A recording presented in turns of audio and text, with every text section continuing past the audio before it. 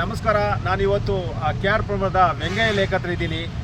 ಇದು ನೋಡ್ಬೋದು, ಸುಮಾರು ವರ್ಷಗಳ ಹಿಂದೆ ಗಬ್ಬೆದ್ದು ಕೂತಿತ್ತು. ಹಗಲು ಕನಸಿನ ಕೆರೆಯಾಗಿತ್ತು KR ಜನತೆಗೆ.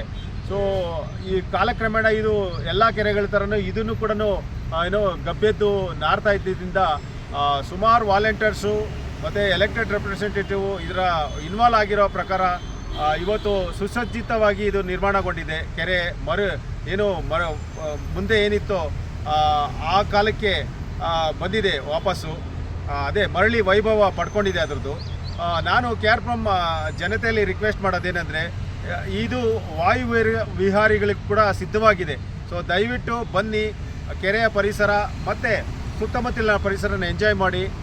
ಈ ಕೆರೆನ ಉಳಿಸುವ ಕಾರ್ಯಕ್ರಮಕ್ಕೆ ನೀವು ಕೂಡ ಮುಂದೆ ಫರ್ದರ್ ಡೆವಲಪ್ಮೆಂಟ್ಗೆ ಕೈ ಜೋಡಿಸಿ. ಆಮೇಲೆ ಇದು ನೋಡ್ಬೋದು, ವಾಕ್ವೇ ಪೂರ್ತಿ ಪ್ರಮಾಣದಲ್ಲಿ ಸುಮಾರು 2.5 ಕಿಲೋಮೀಟ್ರ್ ಇದೆ. ಸೊ 80 ಭಾಗ ಪೂರ್ತಿ ಪ್ರಮಾಣದಲ್ಲಿ ನಡೆಯೋಕ್ಕೆ ಸುಸಜ್ಜಿತವಾಗಿದೆ. ಸೊ ಇಲ್ಲಿ ಬಂದು ಈ ಪರಿಸರನ ಎಂಜಾಯ್ ಮಾಡಿ.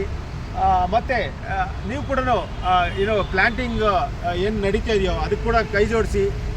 ನಿಮ್ಮ ವಾಲಂಟ್ರಿಂಗು ಡೈಲಿ ಬಂದು ನಮ್ಮ ಜೊತೆ ನೀವು ಕೂಡ ಇನ್ವಾಲ್ವ್ ಆಗ್ಬೋದು. ಸೊ ಮತ್ತೊಮ್ಮೆ ಎಲ್ಲರಿಗೂ ಧನ್ಯವಾದಗಳು.